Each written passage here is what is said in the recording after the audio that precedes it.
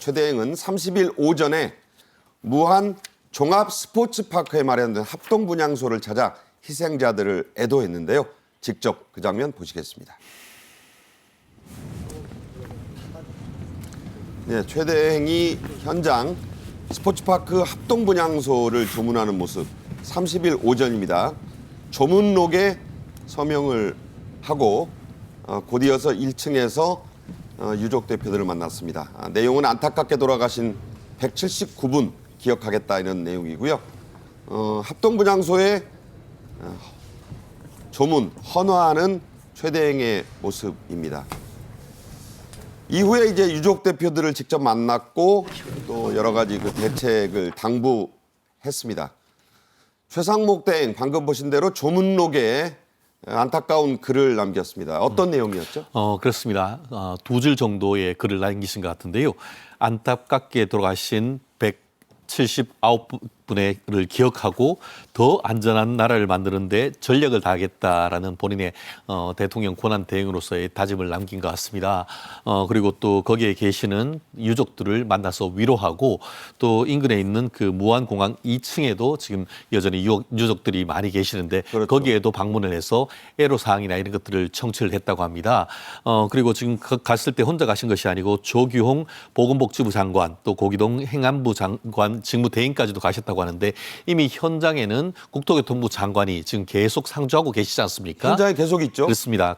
그래서 그런 분들하고 말씀도 나누고 현장에서의 애로사항을 또 듣고 더불어서 지금 현장에서는 또 소방대원들이 많이 또 수습을 하기 위해서 있지 않습니까? 그분들의 노고도 치하한 그런 부분이 있어서 대통령 권한 대행으로서 정말 어려운 시기에 좀 애쓰시고 있는 모습인 것 같습니다. 네. 최상목 대행은 말씀드린 대로 무안공항으로 이동했습니다. 유가족 대표들을 비공개로 만났는데요. 여기서 유족 대표들 감사의 뜻을 표했다고요? 사실 굉장히 슬프실 텐데, 굉장히 힘드실 텐데, 굉장히 차분하게 최 대행을 좀 맞았다고 하고요. 특히 이제 앞서 좀 얘기가 나오셨습니다만 박상욱 국토장관 사고 당일 바로 이제 내려가서 현장 수습 상황을 좀 진두지휘하고 있는데 이 박상욱 장관의 어떤 그런 모습들을 이제 봤겠죠. 박 장관이 굉장히 애를 쓰고 있다, 현장 챙겨서 감사하다 이런 내용을 최 대행에게 전달하기도 했다고 합니다. 또 최 대행을 만난 자리에서 요구 사항도 좀 있었는데요. 일단 희생자들의 DNA를 좀 빨리 확인해 달라. 그리고 공항 1층에 별도의 좀 분향소를 만들었으면 좋겠다. 이런 요구 사항도 전달했다고 합니다. 최 대행 뭐 당연히 최선을 다해서 수습에 노력하겠다. 책임을 지키고 도와드리겠다. 이런 얘기를 했고요. 조속한 시신 인계라든가 유족과의 적정 소통 이것도 당연히 약속을 했고 그다음에 이제 현장 좀 수습하느라고 애를 쓰고 있는 소방청 관계자들도 일일이 다 격려를 했다고 합니다. 네. 그림에는 안 나오지만 여와 야의 대표들도 같은 동선으로 유족들을 만나서 위로를 했습니다. 국토부는요, 사고 원인 조사에 본격 착수했습니다. 사고기와 같은 보잉 737-800 기종에 대한 전수, 그러니까 모두 다 특별 점검을 하기로 했습니다. 직접 들어보겠습니다. 일단은 그 상태를 좀 보고 조사관들이 좀 판단을 좀 해야 될 것 같습니다. 지금 어떤 언제까지 그걸 하겠다라고 지금 지금 저 답을 드리기가 적합하지가 않은 상태입니다.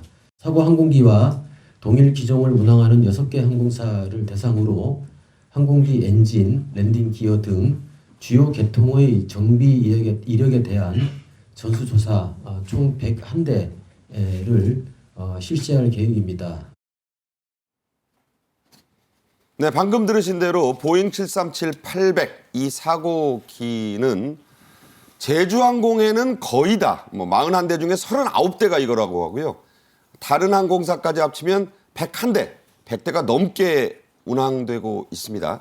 자, 구체적으로 뭘 특별 점검한다는 거죠? 그렇습니다. 그 운항 전후의 점검 기록 그리고 또 정비 내역 그 외에도 제반 규정에 대한 준수 여부 등에 대해서 종합적인 어떤 그 조사를 한다라고 얘기하고 있는데요. 자, 일단 그 보잉 737을 갖고 있는 각 그 LCC 현황이에요. 그렇습니다. 전체 101대 중에 제주항공이 39대, 그리고 TA가 27대, 진에어 19대, 그리고 또 이스타 항공이 10대, 에어 인천이 4대, 그리고 대한항공이 2대 등 전체적으로 101대. 제가 아는 한 대한민국에 있는 민항기가 한 800여 대가 되는 것으로 알고 있는데 그중에 8대 중에 1대 정도이기 때문에 굉장히 많이 팔리는 것이고 대한항공은 2대밖에 없네요. 예, 2대밖에 없지만 대한항공은 원래 또 멀리까지 가기 때문에 그런데 LCC라고 해서 로코스트 캐리어, 어떻게 보면 저가 항공 같은 경우에는 대여섯 시간 정도 날아갈 수 있는 거리에는 아주 최적화된 비행기다 보니까 보잉에서 생산된 것 중에 대여섯 시간 정도 운행하는 비행기로서는 가장 많이 팔릴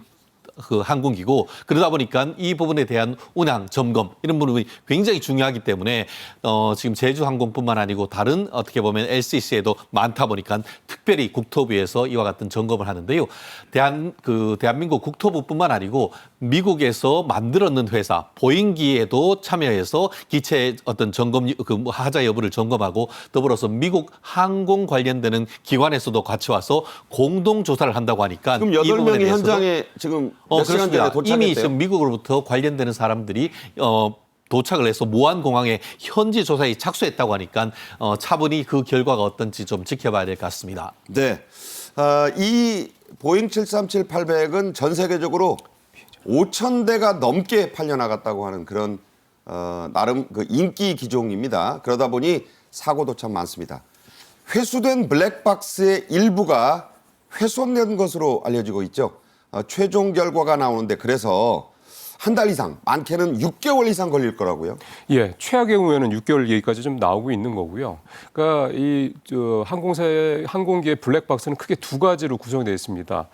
비행 자료 기록 장치인 FDR, 그다음에 조종실 음성 기록 장치인 CVR 두 개로 나눠져 있는데, 이번에 지금 말씀하신 훼손된 게 FDR, 즉 비행 자료 기록 장치입니다. 이 FDR에 랜딩 기어라든가 이런 어떤 내용들, 그러니까 비행기가 운용하면서 나타나는 이런 현상들이 담겨 있는데, 이 랜딩 기어 문제가 지금 이번에 사고 원인 중에 하나로 좀 추정이 되고 있는 상황이다 보니까 이게 사실은 훼손이 안 됐으면 조금 더 사고의 원인을 파악하는 데 도움이 됐을 텐데, 이게 훼손이 되는 바람에 말씀하신 대로 적게는 한 달, 많게는 최대 6개월까지도 걸릴 수 있다, 이런 얘기가 나오는데요. 앞서 미국 국가교통안전위원회, 즉 NTSB라고 하는데 여기 관계자들 그 조사팀이 왔다 말씀을 하셨는데, 만약에 이 NTBS에 이 FDR이 넘어가게 되면 이제 6개월 정도도 걸릴 수 있다라는 게 지금 정부 당국의 설명입니다.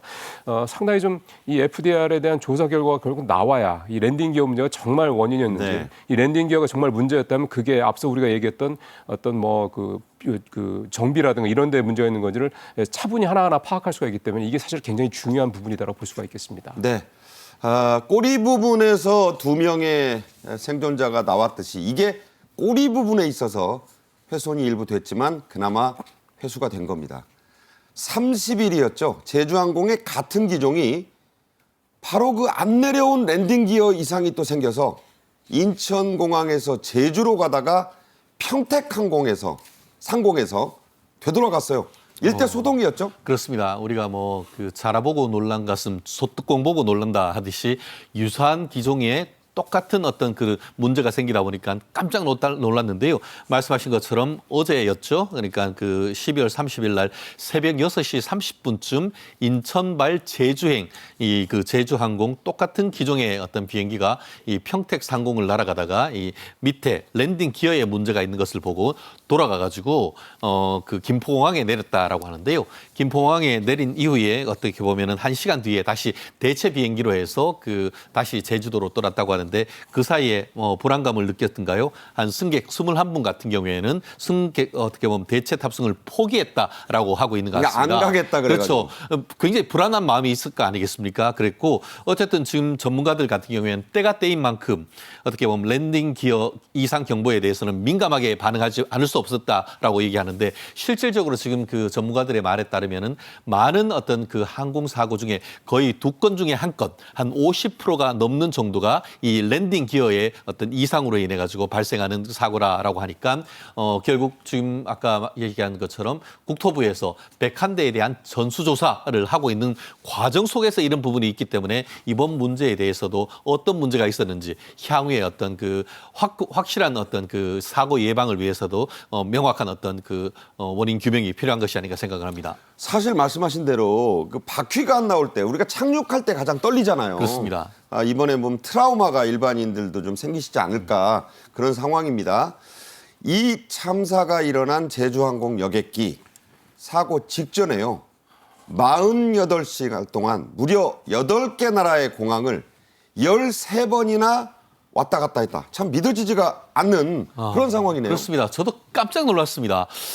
제가 타는 자동차라도 이 정도를 몰았다고 한다고 하면은 정비를 제대로 안 했을 경우 어떤 문제가 생기지 않을까 하는 그런 걱정인데요. 물론 이와 같은 운행 자체가 관련되는 항공 규정을 위반한 것은 아니다라고 얘기를 하지만 좀 지나친 무리 우량이 아니겠나 싶은데 실제로 그 사고기 같은 경우에는 직전 48개 그 시간 동안 8개 공항에 13번 운행했다라고 지금 나오고 있습니다. 아우, 숨 가빠요.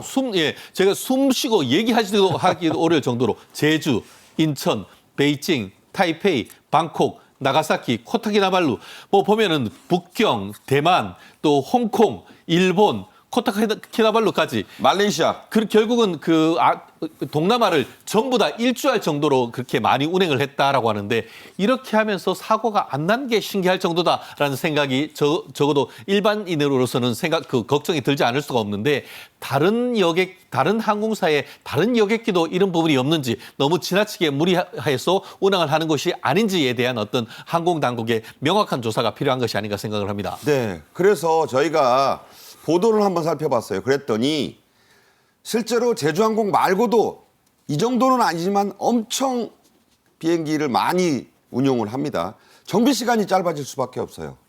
다른 민항사, 저비용 항공사에 비해 이 제주항공 일평균 가동 시간이 월등하게 높았다고요? 예, 다른 경쟁 저비용 항공사 대비해서는 20-30% 정도.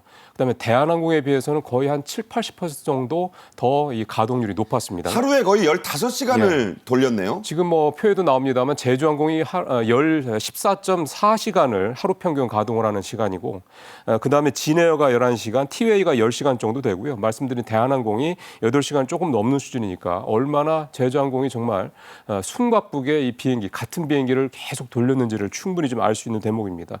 그래서 국토부도 바로 이 점에 착안을 해서 이번에 전수조사할 때 그러니까 사고기와 같은 기종인 737-800에 대한 전수조사를 결정을 한 거고 그 부분에 대한 부분이 이제 앞으로 이제 하나하나 결론이 날 텐데요. 사실은 이렇게 가동을 많이 하는 부분에 대해서 이비 내부에서는 계속해서 어떤 우려의 목소리가 나왔다고 그럽니다. 그 블라인드라고 하는 그 익명의 목소리를 그 직원들 목소리를 담는 그런 앱이 있는데 여기에 보면 툭하면 엔진 결함이다. 언제 떨어질지 모른다. 이런 얘기부터 시작해서요. 정비사들이 야간에 거의 10-30시간씩 밥 먹는 시간 제외고 정비만 하고 있는데 그러니까 저런 얘기가 나왔어요. 30분도 안 했다고. 그러니까 밥 먹는 시간 말고는 정비를 하는데 이렇게 짧은 시간에 계속 돌려야 되면 정비를 제대로 할 수가 있겠습니까? 그러니까 이게 결국은 사고의 어떤 원인이 될 가능성이 높다라는 점을 유추할 수 있는 그런 내용이라고 볼 수가 있겠습니다. 네. 다른 LCC나 항공사들은 이렇게 하고 있지 않은지 지금도 한번 살펴봐야 될 상황이 아닌가 싶습니다. 보건복지부가 심리치유와 상담을 지원한다는 얘기는 어제도 이 시간에 해드렸습니다만 직무대행 체제에 있는 법무부도 지금 총력 지원을 하고 있죠. 그렇습니다. 한마디로 범정부 차원에서 지원하고 있다. 이렇게 평가를 할 수 있을 것 같습니다. 보통 이런 사건이 있으면 외상후 스트레스 증후군 이런 부분이 있기 때문에 심리적, 정신적인 부분 같은 경우에는 보건복지부가 주무부서로서 어떻게 보면 그 유족들을 지원을 하고 있고 일단 또 사고가 났기 때문에 그에 따르는 보상 문제라든가 배상 문제, 나아가 가족 단위로 어떤 사고가 많이 났다 보니까 그에 따르는 상속 문제 네. 이런 법률적인 문제에 대해서도 어떻게 보면 감정이 조금 더 가라앉고 난 다음에는 현실 문제가 있지 않습니까? 경황이 없으셔요. 그렇죠. 네. 지금 그렇기 때문에 경황이 없고 거기다가 이제 장례 절차 이런 게 하고 나면 그 뒤에 다가올 수 있는 각종 법률 문제 이런 부분을 지금 그 법무부에서 나서서 얘기하고 있는데 법무부 산하에 대한법률구조공단이 있습니다. 그리고 또 더불어서 이 그 법무부와 또 대한변호사협회가 같이 하는 마을 변호사 등 이 실질적으로 공무원뿐만 아니고 그 실무를 담당하는 변호사들도 이 부분에 같이 참여를 해서 이와 같은 배상 보상 문제, 나아가 상속 관련되는 문제 이런 부분에 대한 치열한 어떤 치밀한 법률적인 어떤 그 후원을 통해 가지고 심리적인 문제뿐만 아니고 현실적인 문제까지 정부에서 지원해주는 나름대로의 어떤 좋은 전략이 아닌가 생각을 합니다. 네. 참 유족분들 심신도 피곤하신데 저런 문제까지 챙겨야 되니까 법무부가 저걸 지원하고 있다 이런 얘기입니다. 한편 의료계는 참사 사진, 동영상 자꾸 그 부딪혀서 불타오르는 그 모 방송이 보도한 뒤에 말이죠. 이 영상을 막 지금 퍼나르어서 공유하는데 이런 거 좀 하지 말아달라고 요청하고 있습니다. 자, 이거 보죠. 앞서 최 대표께서도 PTSD, 이 정신적 그 외상 문제를 지적을 하셨는데 일종의 이제 2차 가해가 될 수 있다는 겁니다. 이미 상처가 입은 사람한테 추가적으로 또 상처를 줄 수 있다. 이제 이 부분 때문에 이런 사고 장면이라든가 그 항공기의 폭발 장면 이런 부분들을 좀 가급적이면 좀 내보내지 말아달라 얘기를 하는 거고요. 이 영상뿐만 아니라 사진도 마찬가지입니다. 지금 사고 현장 관련된 그 사진들 보면은 그 잔해가 이렇게 널브러져 있고 이런 부분들이 계속 나오지 있지 않습니까? 또 앞서 잠깐 모 방송사 말씀도 하셨습니다만 거기에서 이런 부분들 또 사고 현장의 이런 모습들을 좀 이렇게 자세히 찍은 사진들도 이렇게 내보내고 해서 지금 방통위 심의위원회에서도 조사에 나서겠다 이런 얘기가 좀 나올 정도니까요. 어쨌든 언론에서 되게 불필요하게 너무 과다하게 이런 장면들을 사진이든 영상이든 내보내는 거는 피해자들뿐만 아니라 유가족들한테 2차 가해가 될 수 있다. 이 부분을 이제 자제해달라고 이제 의료업계에서 얘기를 하는 겁니다.